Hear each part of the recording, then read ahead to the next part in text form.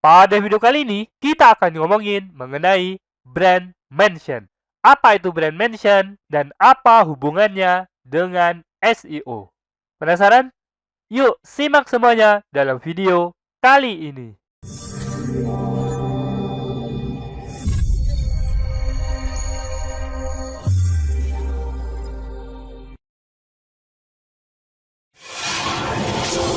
Assalamualaikum warahmatullahi wabarakatuh. Ketemu lagi bersama saya Kanada Kurniawan dan masih di channel kita Pro Jasa Web. Pada kesempatan kali ini kita akan ngomongin mengenai brand mention serta hubungannya dengan SEO. Yuk, tanpa berlama-lama, mari kita langsung masuk ke pembahasannya. Oke, pertama-tama mari kita bahas dulu apa itu brand mention. Ya, kita udah tahu semua lah ya. Kalau brand mention itu adalah referensi online untuk merek perusahaan atau produk teman-teman. Biasanya brand mention ini bisa kita temukan di ulasan produk, kemudian postingan blog, kemudian postingan media sosial, artikel-artikel, berita, serta berbagai tempat yang lain. Contoh dari brand mention itu seperti brand teman-teman disebutin di dalam artikel berita misalnya seperti itu. Atau ada orang yang membuat postingan di media sosial menyebutin brand teman-teman. Bahkan mungkin brand teman-teman dibuat menjadi sebuah hashtag misalnya. Nah, itu bisa jadi tergolong dalam brand mention. Masih banyak lagi bentuknya ya. Dalam ulasan produk, di Google Business Profile misalnya, di Map gitu ya. Nah, masih banyak yang lain bentuk dari brand mention. Perlu teman-teman ketahui bahwa brand mention bisa mempengaruhi reputasi merek teman-teman. Oleh karena itu, teman-teman sebisa mungkin untuk memantau brand mention. Terlebih kalau teman-teman memegang brand yang udah terkenal banget. Jadi harus dipantau ya bagaimana brand mention yang ada. Apakah itu positif atau itu negatif. Nah, kalau itu negatif, teman-teman harus mengambil sikap segera untuk menangani brand mention yang negatif tersebut. Supaya apa? Supaya kalau segera ditangani, maka brand mention negatif itu tidak meluas yang bisa mempengaruhi brand teman-teman. Nah, selanjutnya bagaimana melacak brand mention? Nah, sederhana aja ya. Biasanya brand mention itu dilacak dengan cara menghitung berapa kali brand mention itu terjadi. Baik itu di saluran sosial media, di web, ataupun di tempat yang lain. Sebenarnya nggak mungkin kita melacak brand mention itu secara detail, setiap brand mention itu dicatat gitu ya. Nggak mungkin sebenarnya. Karena memang keterbatasan kita ya. Alatnya juga nggak ada yang bisa melacaknya secara pasti.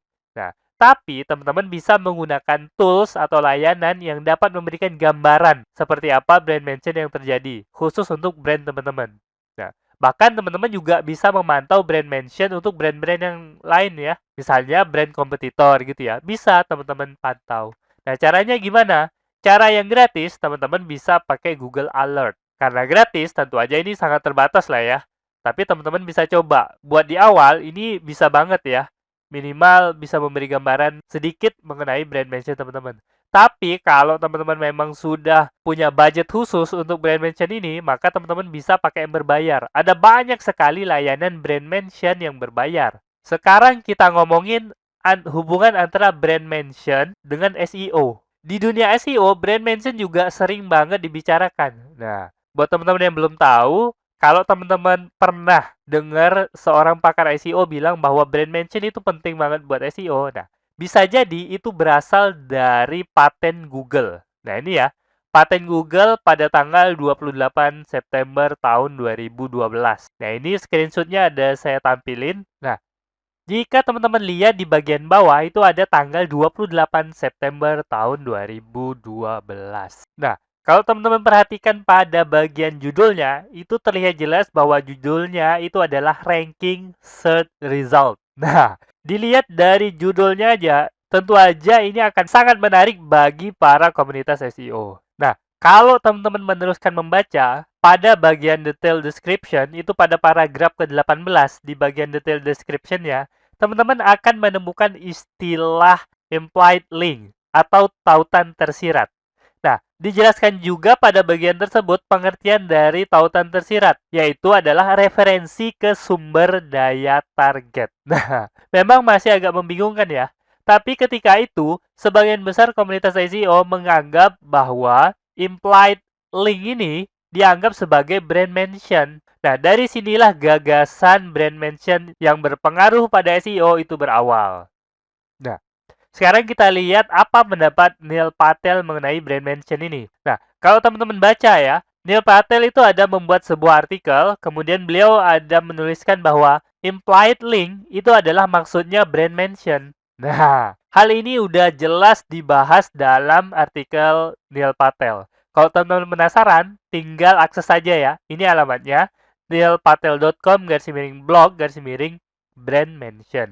Nah, kemudian, sebagian besar SEO itu beranggapan sama-sama Neil Patel ya. Tapi ada juga SEO yang beranggapan berbeda. Nah, ini baru-baru aja ditulis ya, yaitu pendapat dari Roger Monti. Buat teman-teman yang nggak kenal Roger Monti, ini orangnya ya, pasti udah ada yang pernah lihat ya. Nah, tentu aja. Kenapa? Karena Roger Monti itu adalah pakar SEO sekaligus penulis senior di Search Engine Journal. Jadi buat teman-teman yang sering baca artikel dari luar, tentu aja udah pernah membaca artikel dari Roger Monti ini. Menurut Roger Monti, implied link ini bukan mengenai brand mention, tapi implied link ini tentang query referensi. Nah, karena memang ada dibahas dalam paten Google tersebut yang udah kita bahas tadi ya, di paten itu ada dibahas mengenai query referensi. Nah, query referensi itu sendiri adalah query penelusuran yang berisi referensi URL atau nama domain. Artinya kata-kata yang kita tulis di Google gitu ya. Nah, jadi nggak ada hubungannya sama brand mention. Nah, buat teman-teman yang pengen membaca lebih lanjut pendapat Roger Monti ini, teman-teman bisa akses di sini. Di searchenginejournal.com/Google SEO brand mention. Nah, ini merupakan dua pendapat berbeda dari dua pakar SEO. Nah, sekarang kita lihat apa sebenarnya pendapat Google mengenai SEO dan brand mention. Nah, ini juga baru-baru aja dilakukan. Kita dengar pendapat dari John Mueller ya. Jadi, John Mueller ini menyatakan pendapatnya pada Google Search Central SEO Office Hour. Kali ini, Office Hour-nya dilaksanakan tanggal 18 Desember tahun 2021. Pada acara tersebut, John Mueller jelas-jelas mengatakan bahwa Google tidak menggunakan brand mention. Artinya nggak ada dalam perhitungan Google mengenai brand mention gitu ya. Nah, seperti itulah kira-kira yang disampaikan oleh John Mueller. Kemudian John Mueller melanjutkan, brand mention berguna untuk membangun awareness. Nah, jadi walaupun Google tidak menggunakan brand mention, tapi ternyata menurut John Mueller, brand mention ini berguna untuk membangun awareness. Saya tambahkan ya, buat teman-teman yang mungkin nggak paham maksudnya, jadi brand awareness ini berpengaruh pada CTR atau RKT ya. Click through rate, kalau dalam bahasa Indonesianya itu rasio klik tayang atau RKT. Kalau brand teman-teman udah dikenal atau orang itu udah aware dengan brand teman-teman, maka kalaupun teman-teman itu mendapatkan ranking 5 misalnya di Google, tapi click through rate teman-teman itu bisa lebih tinggi daripada ranking 4-nya. Nah, seperti itu. Kalau teman-teman dapat ranking 2, klik yang teman-teman dapatkan bisa lebih tinggi daripada yang ranking 1. Nah, kemudian kalau CTR-nya tinggi, maka ranking teman-teman juga bisa ikut naik. Nah, ini saya merujuk pendapat dari Moz ya. Pendapat yang pernah diutarakan oleh Rand Fishkin. Nah, kita nggak akan bahas ya mengenai CTR yang mempengaruhi ranking ini.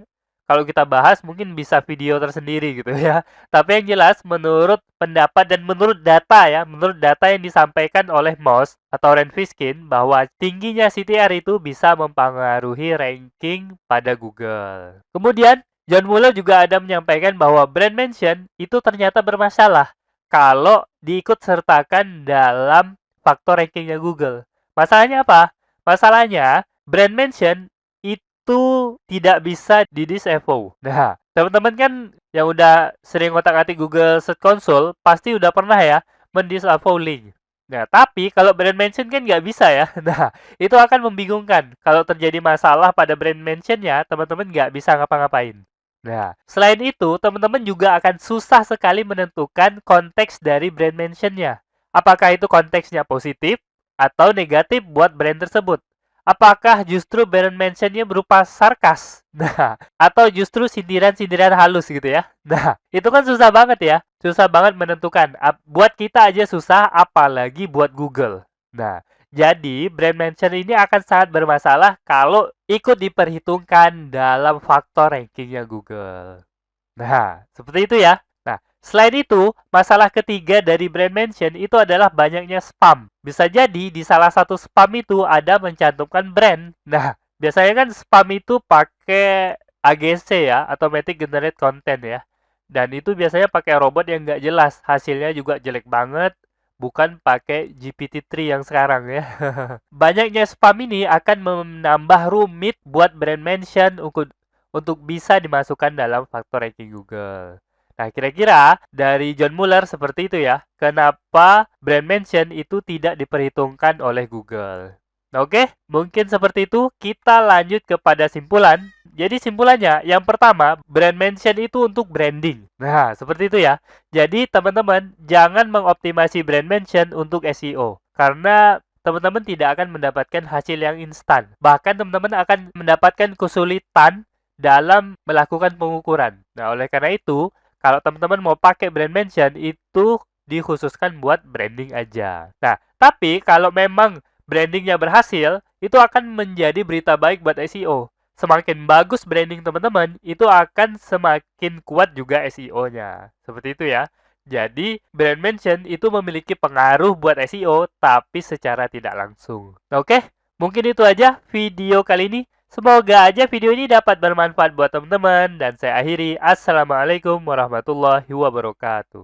Oke, seperti biasa, jika ada yang salah dari apa yang saya sampaikan, tolong teman-teman ingatin ya. Jangan sampai nggak diingatin, supaya saya dapat melakukan perbaikan pada channel ini dan pada diri saya sendiri. Dan jika ada pendapat yang berbeda, teman-teman bisa masukin ke kolom komentar, supaya kita bisa berdiskusi. Jika ada masukan, teman-teman jangan sungkan untuk menyampaikannya, karena saya sangat terbuka dengan segala macam masukan. Dan jika teman-teman memiliki usulan pembahasan, cantumkan juga di kolom komentar, supaya semua usulan teman-teman dapat saya wujudkan dalam bentuk video. Buat yang belum tahu, video ini adalah bagian dari program Akademi Projasa Web, tempat di mana teman-teman bisa belajar digital marketing secara gratis. Caranya mudah, cukup kunjungi projasaweb.com/academy. Ada ratusan artikel dan video yang dapat teman-teman pelajari. Jika ada pertanyaan mengenai materi, teman-teman tinggal hubungi saya melalui email info@projasaweb.com. Gratis tanpa biaya apapun. Harapannya, dengan program ini, semakin banyak orang yang memahami digital marketing. Saya percaya jika semakin banyak orang yang paham digital marketing, maka ekonomi kita juga akan semakin baik. Yuk, dukung program ini dengan cara subscribe dan share video ini, serta mengunjungi Projasa Web Academy.